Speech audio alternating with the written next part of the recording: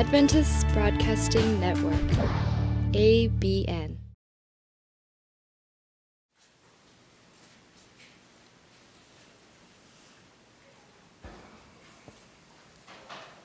이 하나님을 무척 많이 사랑하시는 우리 하남 풍산교회 성도님들을 뵙게 돼서 참으로 반갑습니다. 오늘처럼 복되고 행복한 날, 이 너무나 부족한 이 사람이 생활 속에서 느끼는 작은 행복을 여러분께 나눠드리고, 또 여러분들께서 가지고 계신 큰 행복과 조화를 이루어서 정말로 그리스도 안에 있는 참 행복을 누릴 수 있는데 이렇게 도움이 되는 말씀을 드리게 돼서 참으로 감사를 드립니다. 성경 말씀 하나 보고 말씀 시작하겠습니다. 마태복음 7장 12절, 13절, 14절 말씀입니다. 마태복음 7장 12절, 13절, 14절 말씀입니다. 그러므로 무엇이든지 남에게 대접을 받고자 하는데도 너희도 남을 대접하라. 이것이 율법이요 선지자니라. 좁은 문으로 들어가라. 멸망으로 인도하는 문은 크고 그 길이 넓어 그리로 들어간 자가 많고 생명으로 인도하는 문은 좁고 협착하여 찾는 이가 적음이라. 이 말씀을 중심으로 해서 좁은 문으로 들어간 행복한 사람이라는 말씀을 나누고 싶습니다.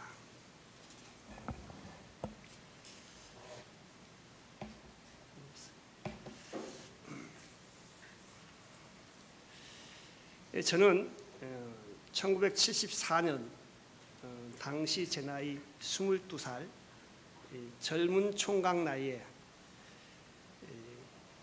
하나님을 믿기로 결심하고 대한예수교 장로회 통합측교단 동대문에 있는 동신교회에 출석하게 되었습니다. 통합측교단은 영락교회에 소속되어 있는 교단입니다. 그 전국에서 영락교회 다음 가는 교회로 제물로나 성도들의 숫자를 면하나 아주 풍부한 교회고, 일반 성도들이 신앙생활하기 가장 좋다고 얘기하는 부작교회에 다녔습니다.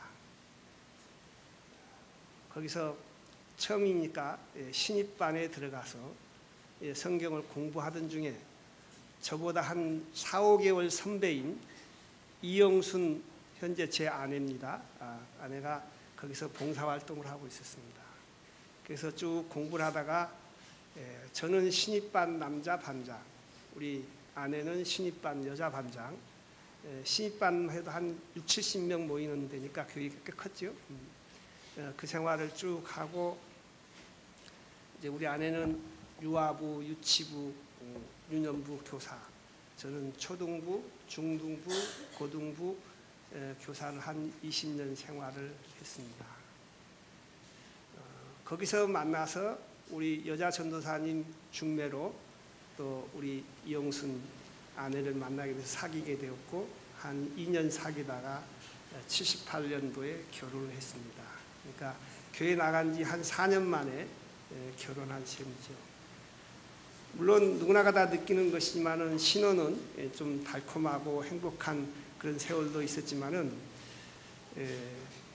한 결혼한 지 한 15년 만에 제가 한 결혼한 지 10년에서 거의 한 18년 사이에는 우리 아내와 제가 이렇게 능력에 넘치는 부와 명예를 누리게 되었습니다. 그래서 참 제가 제 능력으로는 도저히 감당하기도 힘든 돈을 벌었고 명예와 부도 누렸었는데, 제가 판단을 잘못해서 큰 돈을 한 20년 전에 한 10억을 띄게 됐습니다. 1993년도. 그래서 정말로 우리 아내가 성실히 모았고 열심히 생활한 그 돈을 한 번에 그냥 하나도 회수하지 못하고 이렇게 손실을 보는 관계로 알거지 신세가 됐습니다. 네, 참으로 고통과 아픔의 세월을 쭉 지내면서 어떻게 하면 살 수 있을까? 지금부터 살자 하는 것을 연구하는 게 아니고, 저는 너무 못나서 살자를 거꾸로 얘기하면 무슨 말이 되죠? 살자, 자살 되죠. 그래서 어떻게 하면 자살할 수 있을까? 이런 그 아픔의 세월만 보내다가 우리 SDA 지금 새로남교회 김용군 장로님을 소개받아가지고 만나게 돼서 우리 집에서 성경 공부를 쭉 하던 중에 제가 다니던 23년 동안 다녀 있는 교회를 접고 SDA 교회로 전향을 하고자 하는 마음으로 36대 호수에서 우리 아내와 함께 또 우리 집에서 같이 공부하는 5명 일요일께 꽤 큰 교회 그 장로교 여전도 회장 또 뭐 거기에 각종 임원들 해서 3명까지 한 교회에서 3명, 저는 우리 동신교회에서 아내와 제가 2명에서 5명이 36대 동산에서 97년 9월 달에 침례를 받고 이제 98년도부터 새로남교회가 이제 36대 아품교로 이렇게 만들어져서 거기서 신앙생활을 쭉 해왔습니다. 그래서 그 이후로 98년도 4월 달에 36대학 우리 새로남교회가 창립이 되고, 우리 아내는 그동안에 그 장로교회에서 느껴보셨던 모든 좋은 기별들을 정말 전해야 되겠다. 우리 아내도 돈을 꽤 좋아하고 돈 벌기를 좋아했었습니다. 근데 돈 버는 일을 포기하고 이제 문서 전도 일을 하게 됐죠. 98년도 8월 달부터. 그래서 아마 금년 8월까지 하게 되면 만 15년 이제 문서 전도 일을 하게 되죠. 이제 문서 전도 일을 하면서 정말로 한국 시조사 한 몇 년 전에 100주년 기념식 때 우리 박동근 집사님이 전국에서 제일 문서 전도 실적을 많이 올리고 복음을 잘 전하신 분으로 시조사 100주년에 표창도 받으신 우리 박동근 집사님을 문서 전도 시작하면서 만나기 시작해가지고 오늘날까지 이렇게 좋은 인연을 맺고 있습니다. 요즘에 이제 제가 근무하는 데는 장애인 공동체 양평 천사원이라는 데서 근무를 하고 있는데, 이제 밥 먹는 문제가 해결이 되니까 우리 아내가 이제 그전에도 뭐 이렇게 문서전도 일하면서 외출을 자주 했지만은 이제 외출이라는 게 각 단체의 전도회 뭐 이렇게 전국의 전도회에서 매년 하는 1년에 한 번 하는 행사인데도 한 4단체면은 4번 가게 되죠. 그래서 하면 6, 7일씩 많으면 열흘씩 이렇게 못 오고, 또 문서전도 한다는 그 명분으로 어디 가서 못 오면 나 좀 못 들어가요. 그러면은 그런 일이 많고 해서 1년이면 한 60일 정도 우리 아내가 이렇게 저하고 떨어져서 생활하는 경우가 많습니다. 근데 이제 그때 저희 아내가 자주 이제 문자 메시지를 주고받은데 여러 가지 내용을 딱 적고 맨 끝 부분에 밤별무신 드림 또는 별무신 드림, 무슨 얘기인지 생소하시죠? 우선 밤하늘에 별이 없는 신랑이라는 말이 밤별무신, 또 별이 없는 신랑이라는 것이 별무신, 그렇습니다. 밤하늘에 별이 없는 신랑이라 그러니까 여러분 지금 눈이 동그래 하시는데 제 말 자주 들으신 분은 알 거예요. 자, 밤하늘에 별이 없으면은 별 볼 일이 있어요, 없어요? 밤하늘에 별이 없어요. 별 볼 일이 없죠. 그래서 제가 별 볼 일 없는 신랑을 제가 조금 다른 말로 표현해서 별 볼 일 없는 신랑 드림 이렇게 하고 올림 이렇게 하고 문자를 많이 주고받습니다.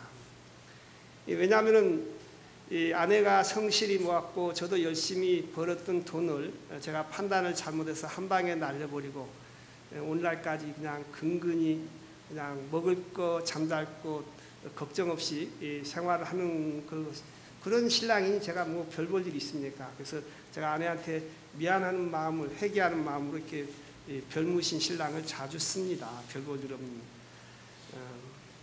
그러면서도 제가 행복한 것은 전도서 9장 9절에 그런 말씀이 있어요. 내 사랑하는 아내와 함께 즐겁게 살지어다. 이는 내가 일평생에 수고하고 얻은 분복이니라.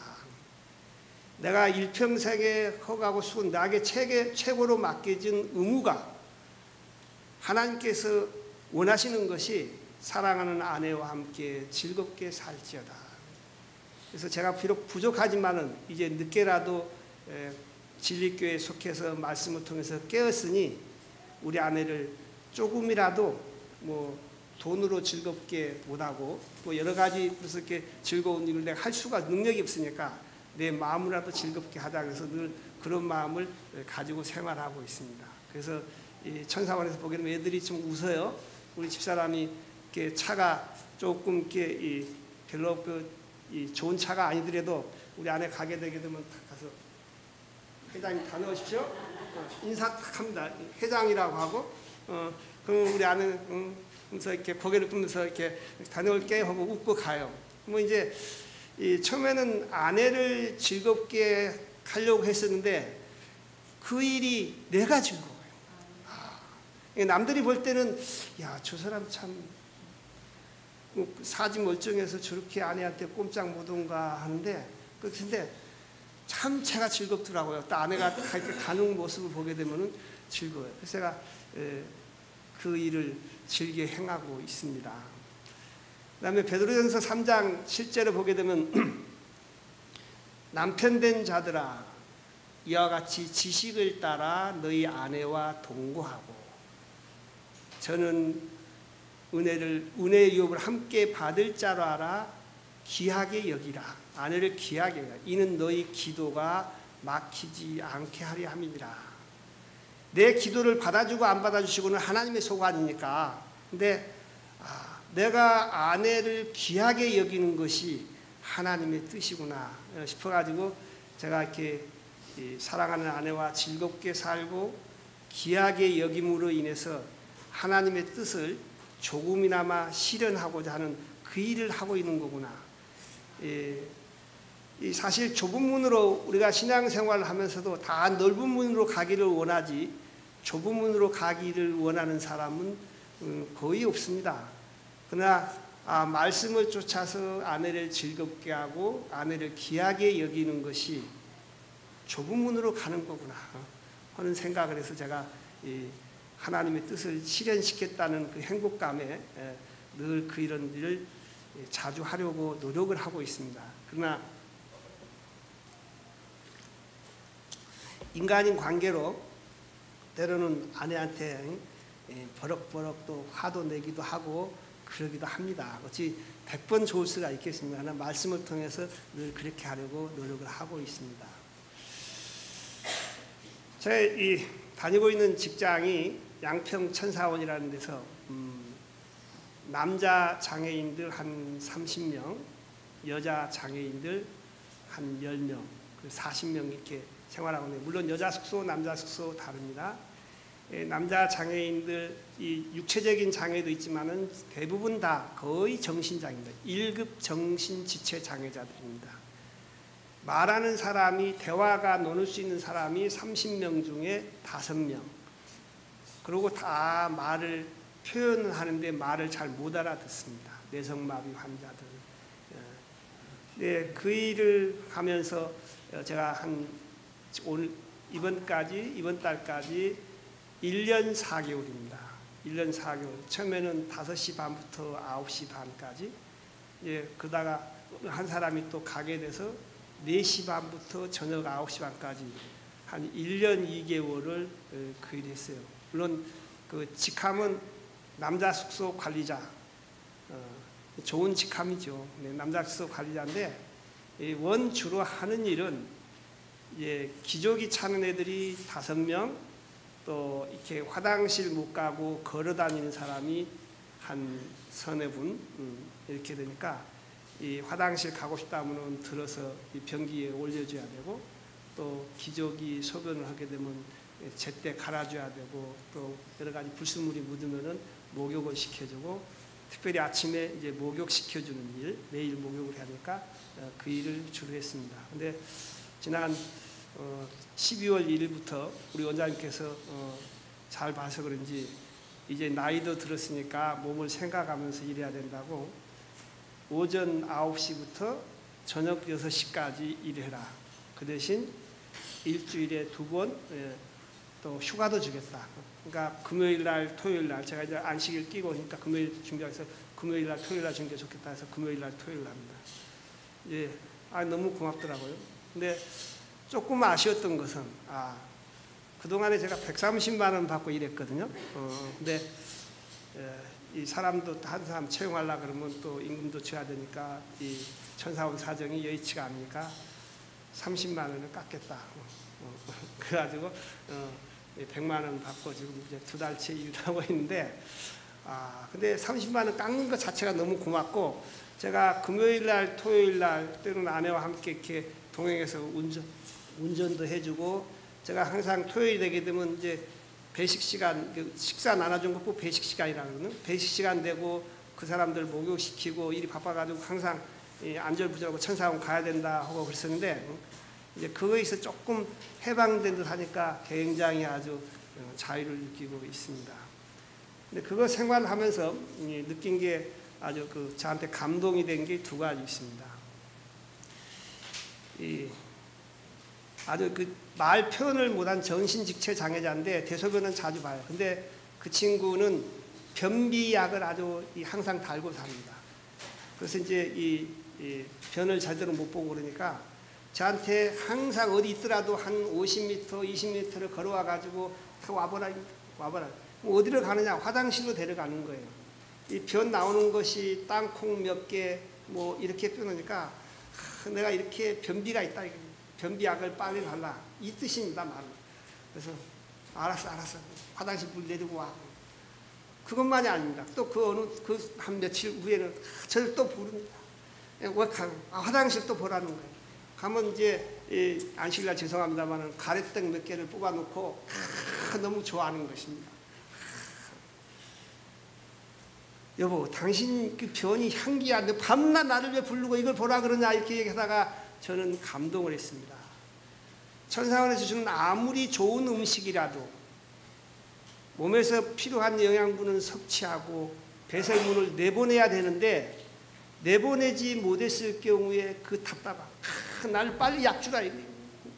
나 빨리 내보내야 편한데 안 내보내니까 이거 봐라 막 이거밖에 안 나오지. 땅콩 몇 개밖에 안 나오지 않느냐. 그리고 또 나오고 나면 가래떡을 몇 개 뽑아놓게 되면 너무너무 좋다고 이거 보라고 하는 것입니다. 저는 그걸 보고 좋은 음식이 들어가도 배설물은 나오는구나. 배설물을 못 내보내면 답답하고 하는구나. 근데 제 생각에 문득 하나님께서 저를 보실 때 우리가 밖으로부터 들어오는 생각, 좋은 생각 많이 들어옵니다. 때로는 안 좋은 생각도 많이 들어옵니다. 자만심, 이기심, 교만함, 불평, 불만 이런 것들이만 이런 것은 들어오지만은 빨리 내보내야 될 거. 우리 몸에 섭취할 것만 좋은 생각만 받아들여 해야 되는데 저 친구가 땅콩 몇 개 뽑아놓고 나를 빨리 약 주라고 하듯이 내가 그걸 모르는 사람이야. 내 속에 버려야 될 것이 꽉 차 있는데 그걸 답답함도 못 느끼고 그대로 있는 거고 내 상태가 보이는구나. 제가 그 친구한테 참 이런 것을 깨닫게 해줘서 고맙다는 얘기를 해도 못 알아들으니까 그 친구가 수원씨 고마워. 향내를 맡게 해줘서 고마워. 이렇게 얘기합니다. 그러고 가래떡을 몇 개 뽑아내면 너무너무 싫어하는 그 친구 얼굴 표정이 화납니다. 이거 봐라. 이거 약을 줬더니 이거 나오지 않느냐. 우리가 내보내야 될 거, 속 시원하게 내보내야 되는데 우리는 그것을 내보내지 않고 답답함도 못 느끼고 있는 제 심정을 보게 되는 것입니다. 그래서 그 친구한테 감사하면서 생활하고 있습니다. 또 한 친구는 있습니다. 한 8년 전에 천사원 왔다고 하는데 자기 어머님하고 아들하고 막 이렇게 한 50대 조금 초반 정도 되는 것 같아요. 근데 그 친구는 나만 보면 그 친구는 이게 이 대소변 기저귀 차고 있고 받아내는 사람입니다. 어쩔 때는 막 이 목욕을 시켜주고 그러는데도 그 친구 나한테 하루에 한 30여 번 이상 물어보는 얘기가 아저씨요, 우리 엄마 어때요? 그러면 엄마 많이 좋아졌어요? 그러면 엄마 아마 병원에 있어요. 그렇게 얘 병원에 있어요. 그러면 다 나으면 빨리 오라 그러세요.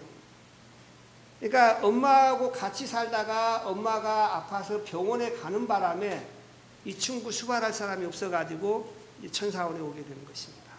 그러니까 엄마하고 평생, 그러니까 태어날 때부터 같이 살았기 때문에 엄마만 그리워하는 거예요. 그 자기가 왜 엄마를 오라 그런지도 모르는 거예요. 근데 한 1년 전에 그 엄마가 돌아가셨습니다. 연락도 그러면. 근데 제가 천사원 들어갔을 때 그 원장님한테 인식이 저 친구는 엄마 없느냐 그렇게 되면 그 소리 자주 물어보니까 그냥 좋아졌다고만 하면 된다. 근데 이제 엄마가 돌아가셨다는 얘기를 들었어요. 어느 날 목욕을 시켜줬는데 또 변을 또 봐요. 그 다음에 또 다시 시켜줬는데 아저씨 또 내롭다 그래가지고 또 봐요. 그래서 제가 짜증이 났습니다. 제학씨! 밤낮 소변하고 이 변을 보면서 무슨 엄마를 찾냐고, 도대체 엄마 찾아 뭐 하려고 그러냐고, 이렇게 얘기를 했어요. 그래서 이제 물어, 그 친구가 귀가 조금 어둡습니다. 도대체 엄마 찾아서 뭐 하려고 엄마를 그렇게 찾냐고. 그러니까 그 친구가 하는 얘기가 엄마가 보고 싶어서요. 보고 싶어서. 엄마 오면 뭐 하려고? 그랬어요. 같이 강릉에 내려가려고. 그 친구 고향이 강릉입니다. 강릉에 내려가려고. 울컥 와 닿는 게 자기를 낳아주신 엄마가 몸이 불편해서 병원에 있어 죽은 줄도 모르고 그 엄마가 그리워서 밤낮 오줌똥 반아준 나한테 미안하고 고맙다 소리는 할 줄도 모르고 엄마 어디냐고, 엄마 언제 오냐고, 엄마 오면 빨리, 나으면 빨리 오라고 하는 저 사람이 나에게 귀한 걸 깨닫게 해주는 거야. 우리는 건강한 사람으로서 나의 생명을 주신 하나님을 얼마나 찾고 있는가.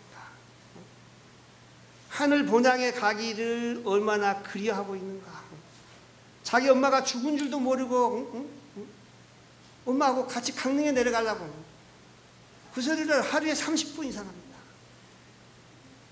그래서 제가 감동이 돼가지고 이제 그때는 물론 이제 좀 큰 소리 치고 이렇게 야단도 쳤지만은 그 친구가 배가 좀 많이 나왔어요. 그래서 배를 이렇게 기저귀 갈아주면서 앞말 배들 두들겨주고 마사지를 해주면은 아주 천사의 미소가 나타납니다. 아이고 좋아라, 아이고 좋아라. 말도 잘 안 해요. 그거를 자주 해주곤 합니다. 왜냐?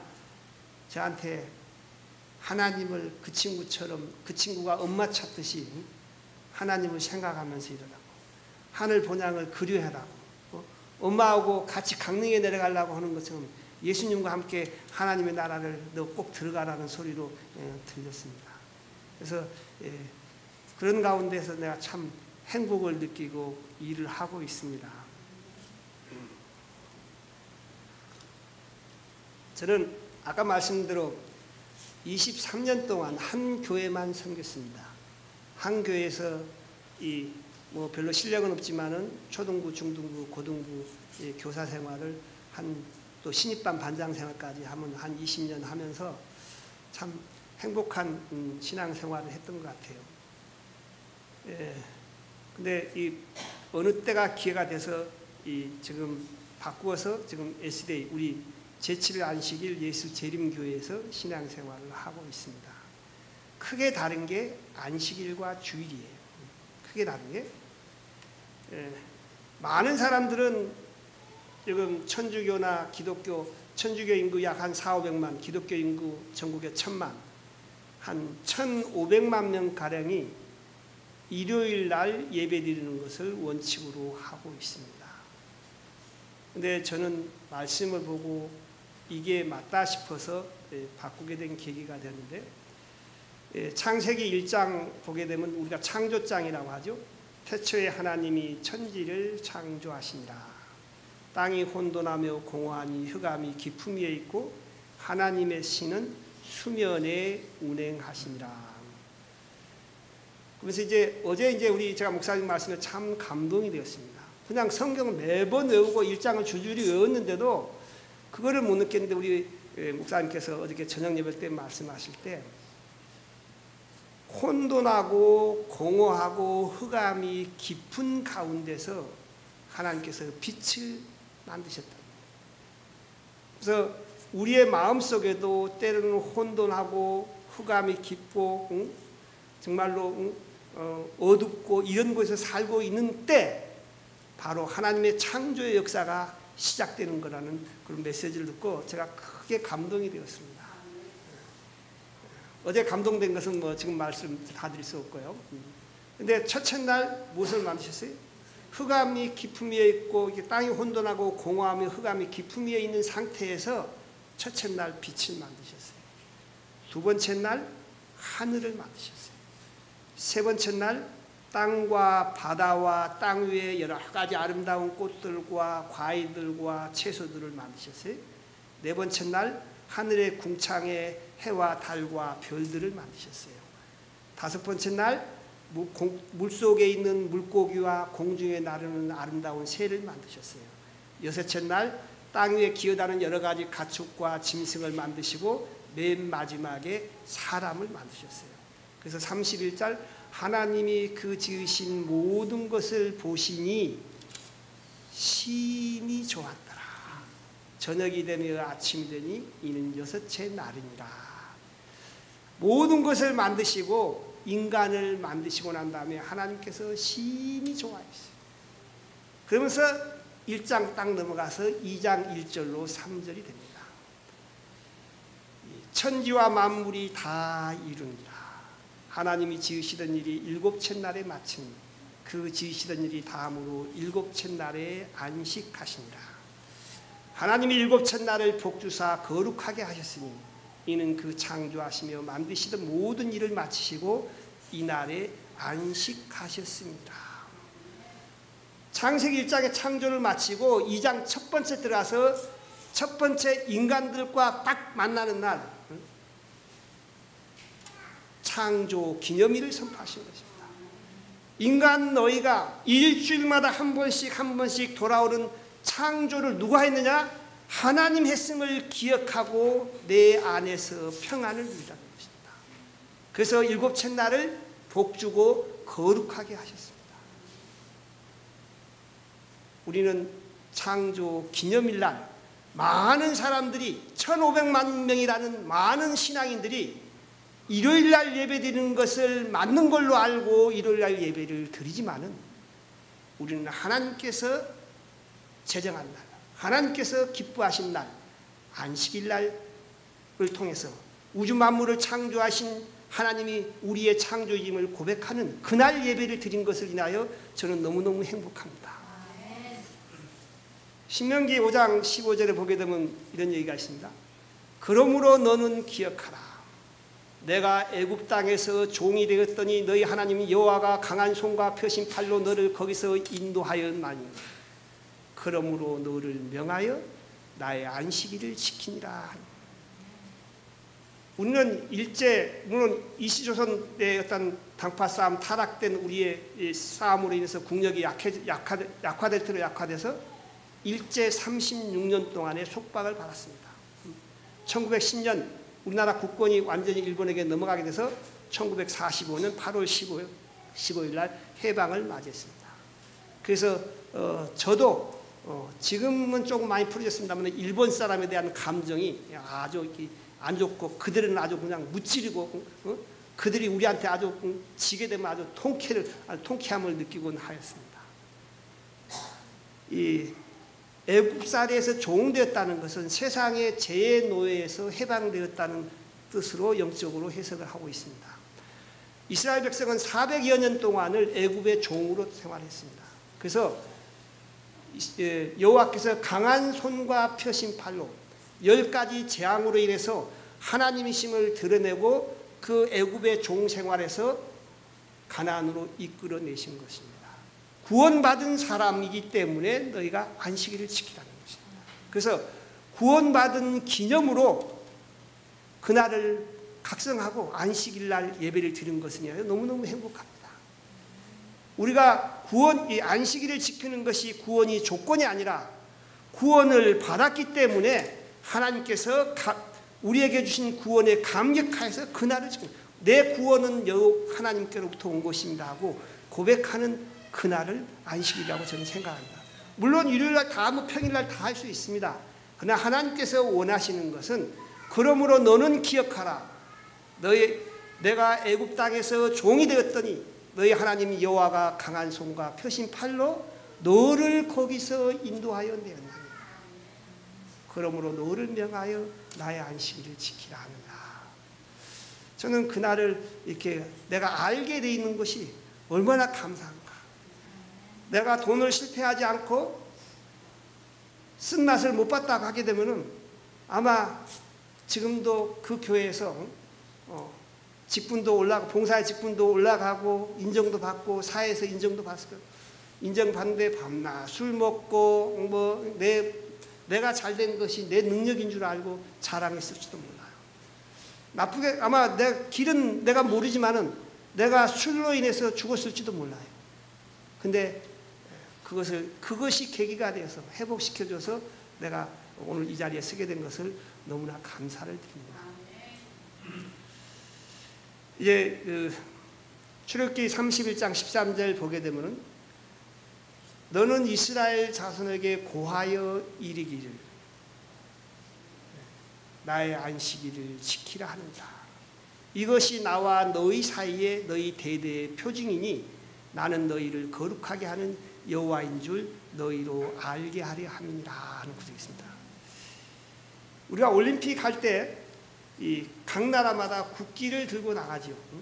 국기를 들고 나가죠. 국기는 그 나라를 상징하는 것입니다. 안타까웠던 것은 언제 몇 년도인지를 모르는데 송기정 선수가 올림픽 마라톤에서 1등 했습니까? 금메달을 땄습니까? 금메달을 땄는데 송기정 씨 단 앞에 있는 깃발이 뭐였죠? 일장기였어요. 일본 깃발이었어요. 그래서 그 송기정 씨가 그 일장기를 붙잡고 한국 태극기를 붙잡고 울었다는 거 아니에요. 그래서 하나님과 백성 사이의 표가 내가 구원받은 백성이요 하나님의 자녀인 것을 인정하는 표로 우리는 하나님께서 복 주신 날을 기억하는 것입니다. 우리가 하나님의 백성으로서 많은 사람들이 잘못된 전달로 인해서 일요일 깃발을 들고 나갔을 때 우리는 하나님께서 말씀에 예시하는 대로 안식일의 깃발을 들 수 있는 백성이 되었으니 얼마나 행복한가요? 그런 생각을 갖게 됩니다. 송기정 선수가 태극기 깃발을 들고 나갔으면 얼마나 기뻤겠습니까? 그런데 우리는 그러한 기쁨을 상징하면서 우리가 하나님과의 백성 사이의 표로 얘기하는 성경상의 내용이 무엇인가를 생각하면은 우리가 안식일을 소홀히 할 수가 없다 하는 생각이 듭니다. 그리고 내가 좁은 문으로 들어가는데 하나님의 구원의 문으로 들어가는데 제가 그렇다고 해서 뭐 일요일 지키고 다른 요일을 지키는 것이 구원이 없다고 얘기하는 것은 아닙니다. 우리가 이 서울대학 문으로 들어가려면 수능도 잘 봐야 되잖아요. 수능도 잘 봐야 되는데 수능을 잘 보기 위해서 부정적인 방법 시험지를 미리 입수해가지고 돈 주고 사가지고 점수 올리려고 합니다. 그리고 대학 문에 들어가게 되면 너무너무 행복해합니다. 하나님께서 많은 사람들이 인본주의 신앙으로 물들어 있지만은 제가 안식일만이라도 하나님이 원하시는 그 길을 가고 있으니 얼마나 행복한 사람입니까? 그렇죠? 얼마나 행복한 사람. 예. 그래서 그런 마음으로 이렇게 제가 큰 행복을 느낍니다. 예. 그러면서 또 그 다음에 천사원에 있으면은 이렇게 일은 하지 않지만은 항상 이렇게 두리번두리번 돌아보면서 이 정신지체 장애인들이 문제가 생기지 않도록 사전에 이렇게 제가 이렇게 조율을 하게 됩니다. 지난번에 제가 화를 냈을 때 우리 목사님께서 오셔가지고 이렇게 어느 이 젊은 친구하고 나이 든 친구하고 막 싸움을 하려고 하는 것은 막 그래서 걔가 이름인데 야 원재 너는 네 일만 해란 말이야. 왜 다른 사람 일에 참견해가지고 이렇게 이제 야단 칠 때 이 원장님이 아주 우리 목사님이 제 모습을 봤어요. 그래서 아이고 그냥 집사님 수고하십니다 하고 그냥 그만한데 애들한테 큰 소리 칠 때 봐서 참 제가 좀 민망했습니다. 그러나 목사님은 봐서 민망한데 하나님도 그 일을 보고 있다는 것을 생각하면서 난 민망한 마음을 안 가졌어요. 그렇죠? 하나님은 우리를 항상 굽어 살펴보고 계시는데 목사님이 지나고 난 다음에 제가 민망했었는데 그거 생각하면서 하나님도 계시는데 하나님이 내 상태를 더 잘 보고 계시는데 나는 왜 하나님께 민망한 생각 안 가졌을까 하고 생각을 해서 제 자신을 반성하게 되었습니다. 그 남은 자투리 시간에 저는 성경 말씀을 많이 묵상하게 됩니다. 뭐 자랑을 드리고 싶어서가 아니고 그 말씀 가운데서 행복을 누렸기 때문에 제가 말씀을 드립니다.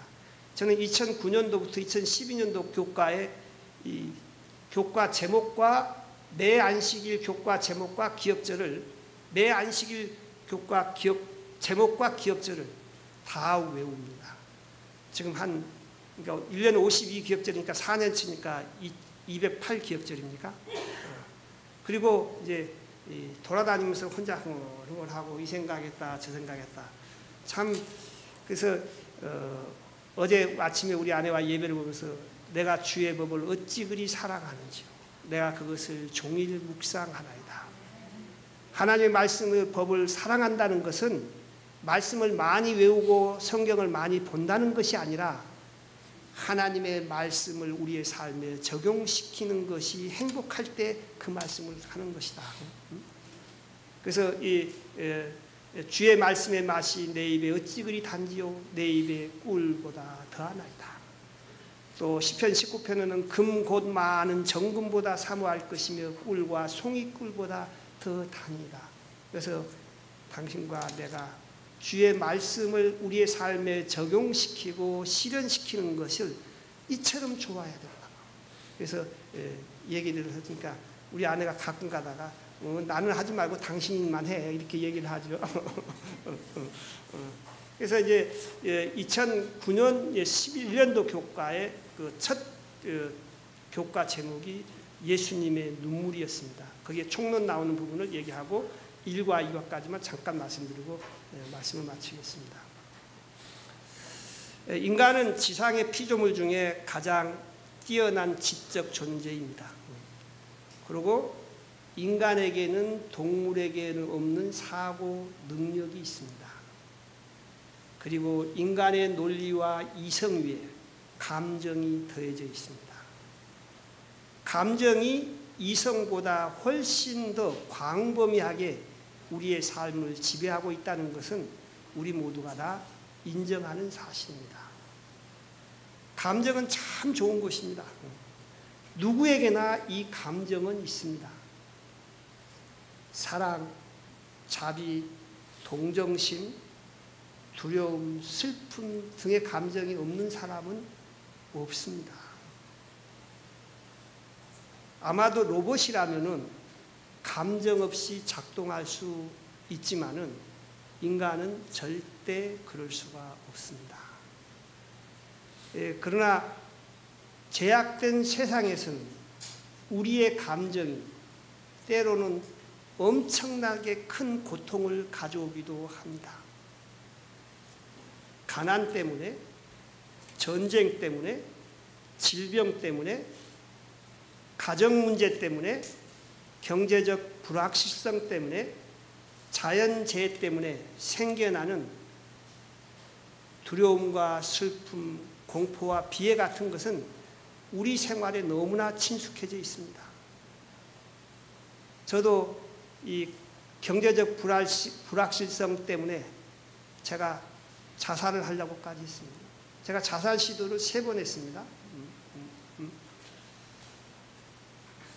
그러나 이 슬픔이나 고통, 이 비애가 죄는 아닙니다. 삶의 고난을 그러한 감정으로 표출한다고 해서 믿음이나 신앙의 결핍이 드러나는 것은 아닙니다.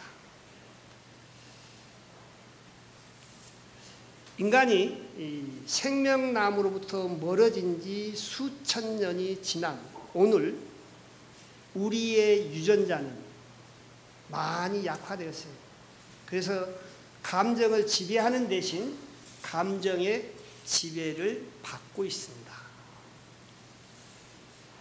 그리고 더 큰 후회와 실망에 빠질 만한 바람직하지 못한 선택을 하도록 우리가 보이지 않는 세력에 의해서 끌려가고 있는 것입니다. 얼마 전 조성민이 비운의 야구 스타라는 이름을 남기고 자살했습니다. 저는 그 사건을 보면서 최진실과 연관된 그 사건을 보면서 이게 정말 맞구나. 대국민 배우라는 칭호를 얻고 가장 예쁘다는 칭호를 받고 사랑받는 최진실이가 어느 순간에 매여서 죽었습니다. 어느 순간에 매여가지고 친구들은 그 악플을 넣고 최진실을 유론답시고 그 죽은 날 저녁에 늦게까지 최진실이한테 뭐를 사서 줬어요? 술을 사줬어요. 최진실이한테 위로한다고 술을 사줬어요. 최진실이 마음은 죽을까 말까 하고 있다가도 맑은 정신이기 때문에 하나님께서 주는 마음이 받아들여서 죽는 것을 포기하고 미루었습니다. 근데 술을 많이 먹고 12시 넘어서 집에 갔어요. 친구들하고 진실아 살가 빠이빠이 하고 힘받아. 그런데 최진실은 술에 취했습니다. 그날 저녁에 깜빡한 것입니다. 악의 세력이 붙잡았습니다. 죽어라 죽어. 그래서 최진실이가 죽게 된 것입니다. 화장실에 가서 죽은 것입니다.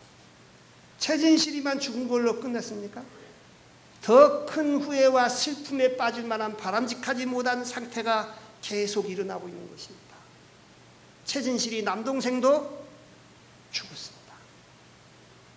남동생만 죽었습니까? 이제 최진실과 이혼하게 된 조성민이라는 야구 스타도 아주 미남 스타였죠. 조성민이라는 스타도 며칠인지는 확실히 모르는데 여자한테 결별 선언을 받고 난 다음에 또 죽었습니다.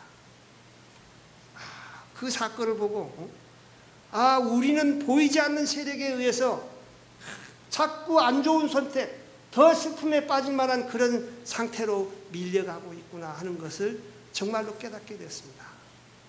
그러나 하나님께서는 이러한 안 좋은 감정을 극복할 수 있도록 우리에게 대비책을 주신 것을 인하여 감사를 드립니다. 예수님의 눈물이라는 교과의 제목 그 마지막 결론 부분에서는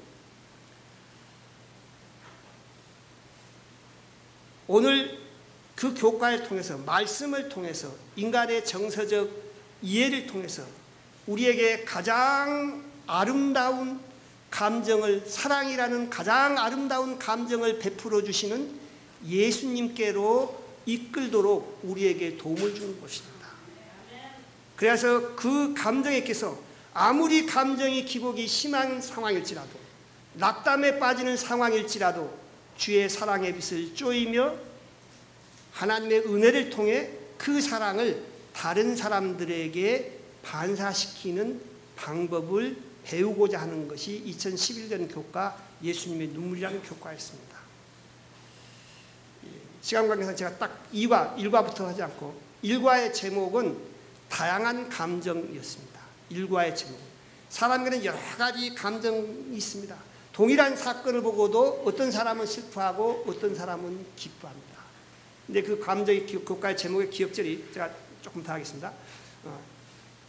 요한복음 16장 20절인데 내가 진실로 진실로 너희에게 이르노니 너희는 곡하고 애통하리니 세상은 기뻐하리라.